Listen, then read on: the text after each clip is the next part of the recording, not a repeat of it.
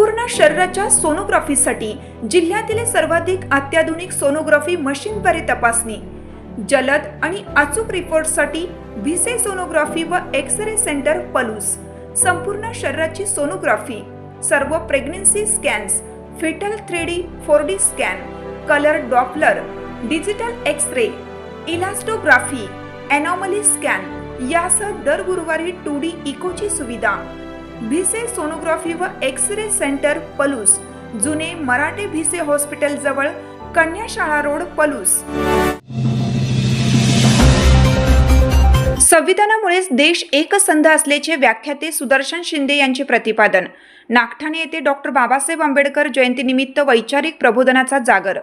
Bharat Ratna doctor Babasaheb Ambedkar यांच्या 135व्या जयंतीचा औचित्य साधून नागठाणे येथील आयोजित करण्यात आलेल्या व्याख्यान अत्यंत प्रेरणादायी वातावरणात आणि जनसमुदायाच्या अलोट उपस्थितीत संपन्न झाले।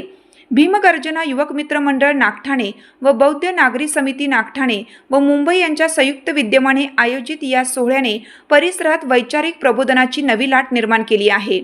या कार्यक्रमासाठी प्रमुख पाहुणे म्हणून स्वर्गीय यशवंतराव चव्हाण स्मृती गौरव समितीचे अध्यक्ष प्रदीप आप्पा कदम उपस्थित होते, तर मुख्य व्याख्याते म्हणून महाराष्ट्राचे लोकप्रिय वक्ते सुदर्शन शिंदे यांनी उपस्थितांना मार्गदर्शन केलं। यावेळी बोलताना सुदर्शन शिंदे यांनी नमूद केलं की ज्या बाबासाहेबांनी देशाला भारतीय राज्यघटना दिली, त्या संविधानामुळेच अनेक जाती धर्मांनी प्रांत असलेला आपला भारत देश आज एकसंध आहे। स्वातंत्र्याच्या 100 वर्षाकडे वाटचाल करत असताना लोकशाही आणि कायद्याचे राज्य टिकवण्यासाठी बाबासाहेबांचे विचार पुन्हा एकदा सखोलपणे समजून घेण्याची नितांत गरज आहे।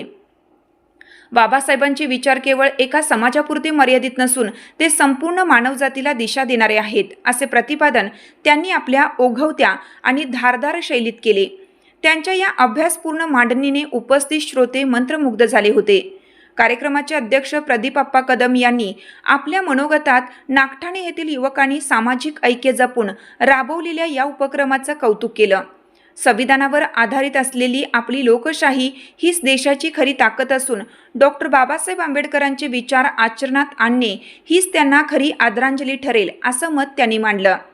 विशेषतः महिला, भगिनी आणि मातांच्या मोठ्या संख्येने झालेल्या उपस्थितीबद्दल त्यांनी समाधान व्यक्त करत प्रबोधनाच्या कार्यात स्त्रियांचा सहभाग महत्त्वाचा असल्याचे सांगितले। नागठाणे ग्रामपंचायतीसमोरील प्रांगणात पार पडलेल्या या सोहळ्याला आबालवृद्धांनी मोठी गर्दी केली होती। व्यासपीठावर स्वराज्य ते संविधान हाच प्रेरणादायी संदेश देणारा फलक सर्वांचे लक्ष वेधून घेत होता। या प्रसंगी मराठा सेवा संघाचे प्रताप पाटील, पंचायत समिती सभापती जगन्नाथ मोठे, सरपंच सागर पाटील, तुकाराम धायगुडे, यशवंत कदम, वैभव यादव, अभिजित कदम, दौलत पाटील, आशिष सूर्यवंशी, आमिर पठाण, तुषार सूर्यवंशी यांच्यासह ऋषिकेश बनसोडे, भूषण कांबळे, ऋतिक बनसोडे, साहिल बनसोडे व पियुष कांबळे उपस्थित होते। कार्यक्रमाचे स्वागत प्रतीक कांबळे यांनी केले, तर सूत्रसंचालन शहाजी कापसे यांनी केले। महिला, मुली, भगिनी, माता यांची उपस्थिती फार चांगली आहे।